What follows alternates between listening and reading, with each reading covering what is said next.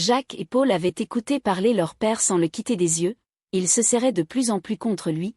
Quand il eut fini, tous deux se jetèrent dans ses bras, Paul sanglotait, Jacques pleurait tout bas. Leur père les embrassait tour à tour, essuyait leurs larmes. Tout est fini à présent, mes chéris. Plus de malheur, plus de tristesse. Je serai tout à vous, et vous serez tout à moi. Et maman Blido, et tante Elfie, Dija avait anxiété. Est-ce que nous ne serons plus à elle? Dérigny. Toujours, mon enfant, toujours. Vous les aimez donc bien? Jacques. Oh. Papa, je crois bien que nous les aimons. Elles sont si bonnes que c'est comme maman et vous. Vous resterez avec nous, n'est-ce pas? Le pauvre Dérigny n'avait pas encore songé à ce lien de cœur et de reconnaissance de ses enfants. En le brisant, il leur causait un chagrin dont tout son cœur paternel se révoltait. S'il les laissait à leur bienfaitrice, lui-même devait donc les perdre encore une fois, s'en séparer au moment où il venait de les retrouver. L'angoisse de son cœur se peignait sur sa physionomie expressive. Le général. J'arrangerai tout cela moi. Que personne ne se tourmente et ne s'afflige. Je ferai en sorte que tout le monde reste content.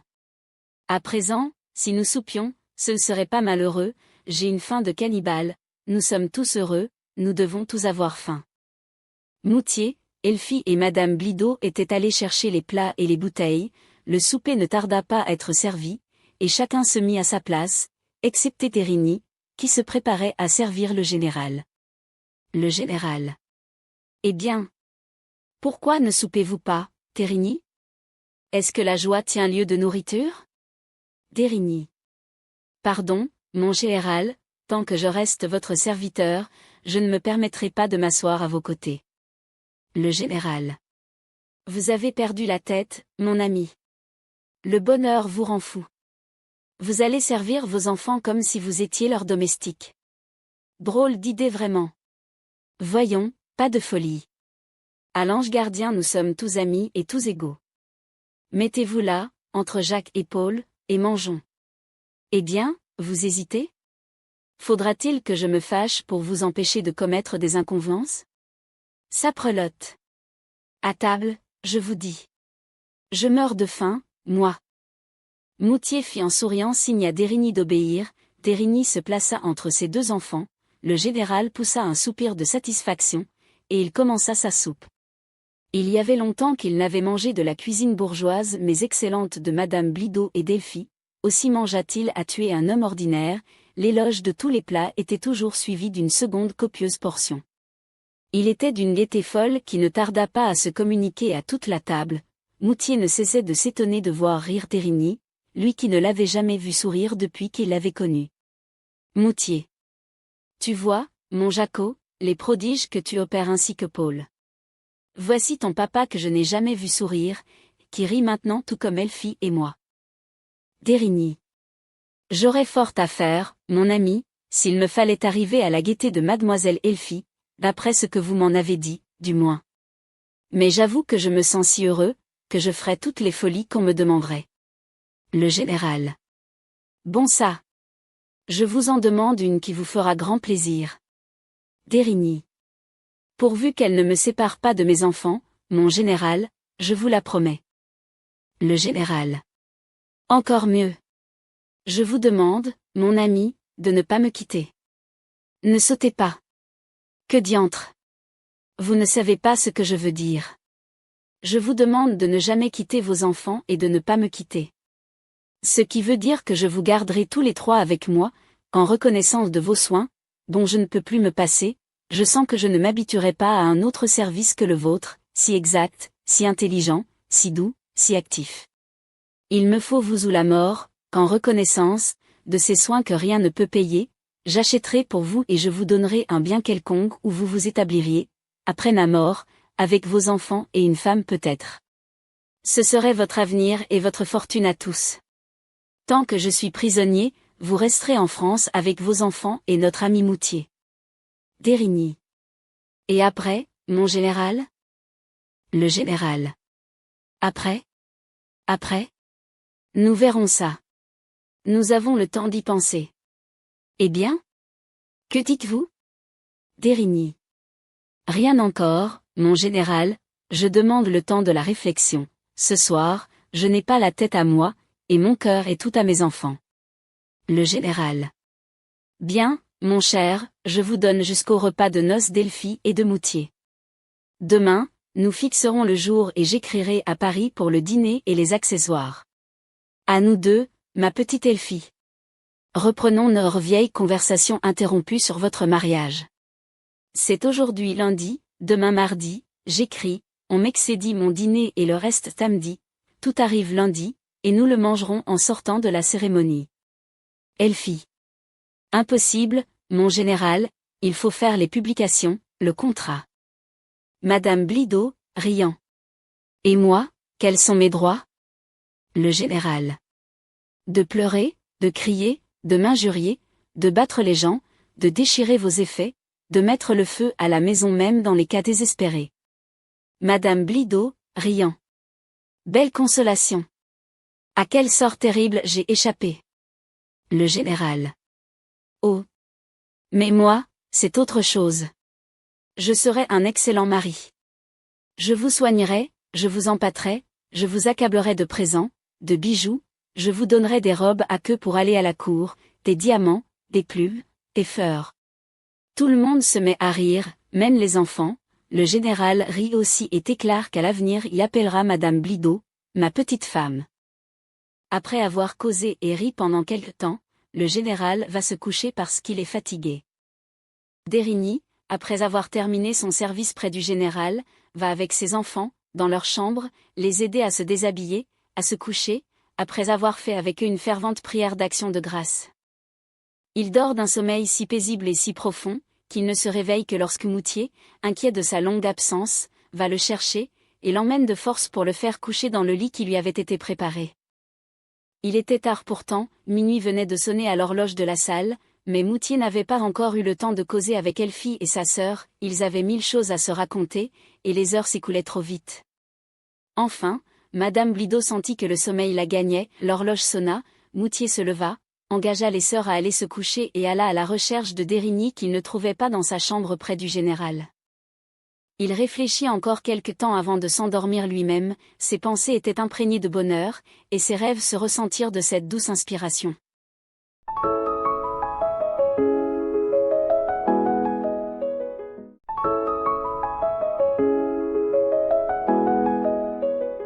Le lendemain, quand on se fut retrouvé, embrassé interrogé, et quand on eut déjeuné, Madame Blido demanda au général s'il avait regardé ses effets et s'il avait tout retrouvé.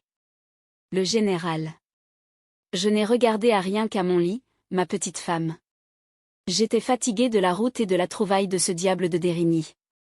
Rien ne me fatigue comme de contenir mes sensations, et je m'étais retenu pour ne pas pleurer comme un nigaud, et puis, toutes les fois que je regardais cet homme si heureux et ses enfants, je me disais, et toi, pauvre Dourakine, tu es seul avec ton or, ton argent et tes châteaux. Personne pour t'aimer, pour hériter de tout cela. Mais j'ai bien dormi cette nuit, me voici leste et gai. Eh bien. Ma petite femme, vous riez? Pourquoi? Elfie rit aussi? Et Moutier? D'Érigny ne rit pas, lui, il regarde toujours ses enfants avec une bouche jusqu'aux oreilles. Mon général, dit D'Érigny qui entend prononcer son nom, mais qui ne comprend pas le reste. Le général. Rien, rien, mon ami. Continuez votre occupation. Tenez, voyez-le, il recommence. La porte s'ouvre violemment, Torchonnet se précipite dans la salle, il court au général, se jette dans ses bras, lui baise le ventre, ne pouvant atteindre plus haut et s'écrie. Mon cher général. Mon père. Mon bienfaiteur. Le général, fort surpris, cherche à se dégager, le repousse, trébuche, Torchonnet s'accroche à lui, continue ses embrassements, ses exclamations. Le général. Moutier. D'Érigny. Pour l'amour de Dieu, délivrez-moi. Je tombe.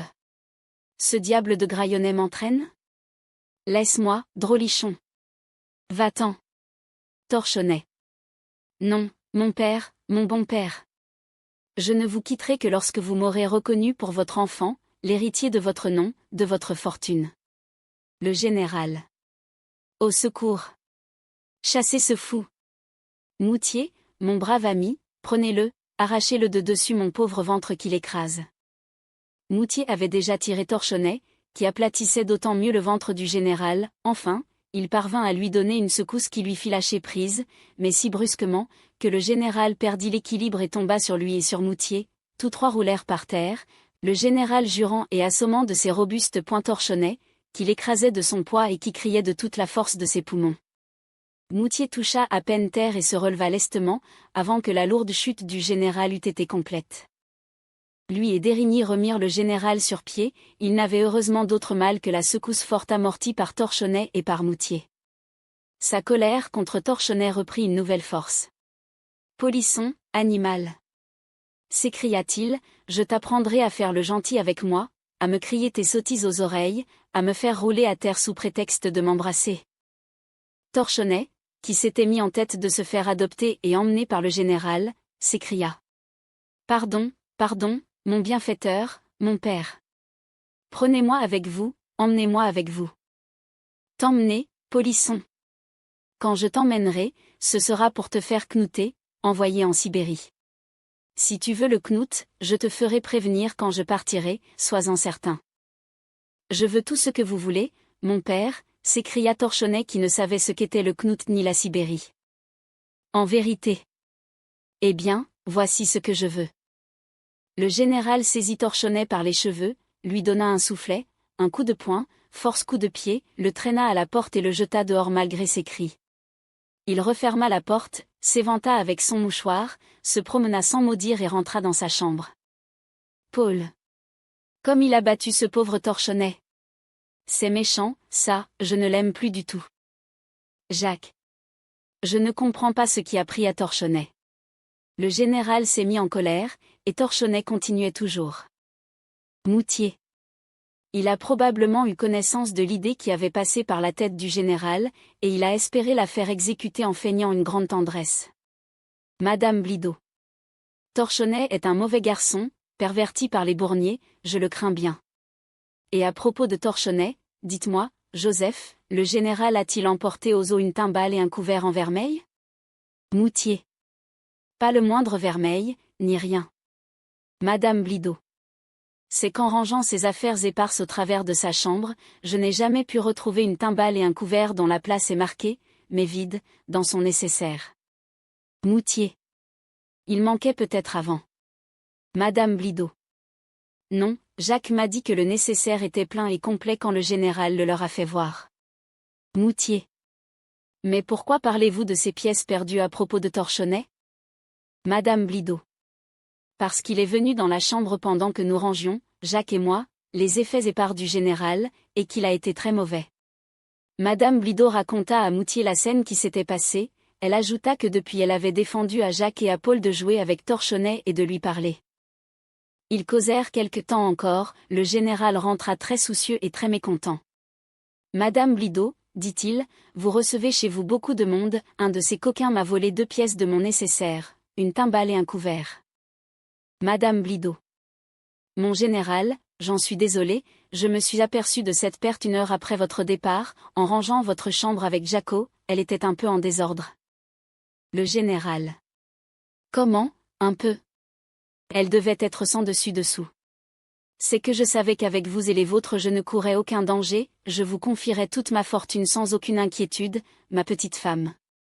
Voilà pourquoi je dis que les objets ont été volés par un voleur. Madame Blido. Mon général, personne n'est entré dans votre chambre que moi, Jacques et Torchonnet. Torchonnet? Ah, dit le général en s'arrêtant tout court. Paul. C'est Torchonnet qui a les belles choses, je les ai vues quand il m'a demandé de les cacher dans la paillasse de Jacques. Le général. Torchonnet t'a demandé, quand? Où? Raconte-moi cela, mon mignon. Paul. Je revenais de l'école tout seul, avant Jacques. Torchonnet court à moi, mon Paul, veux-tu des pralines? Oui, je veux bien, je dis. Alors prends ces choses d'or, cours vite les cacher, très bien cachées, dans la paillasse de Jacques, puis tu reviendras et je te donnerai plein tes mains de pralines. Attends 1 minute, je lui dis, je vais demander à Jacques s'il veut. Non, non, ne demande pas à Jacques, ne lui dis rien. Si tu ne veux pas, tu n'auras pas de praline. Je veux bien, mais je veux avant demander à Jacques.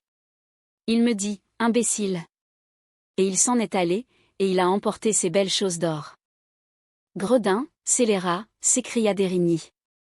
Si je le tenais, je lui donnerais une rossée dont il se souviendrait. Misérable. Vouloir faire passer pour un voleur et un ingrat mon fils, mon pauvre Jacot. Mon bon et honnête Jacot. Le général. Et c'est ce misérable qui ose me demander de l'emmener avec moi. Qui a le front de m'appeler son père? Qui a l'audace de vouloir être comte d'Ouraquine et l'héritier de ma fortune? Moutier, mon ami, allez me chercher cet effronté coquin, ce voleur, ce scélérat. Moutier. Mon général, permettez qu'avant de vous l'amener, je raconte à monsieur le curé ce qui s'est passé, et que je le mette en sa présence. Le général. Pourquoi faire? Le curé est trop bon. Il ne saura pas le corriger. Donnez-le-moi, je me charge de l'étrier de façon à lui faire passer l'envie de m'avoir pour père et de m'accompagner en Russie. Moutier. Oui, mon général, je cours le chercher.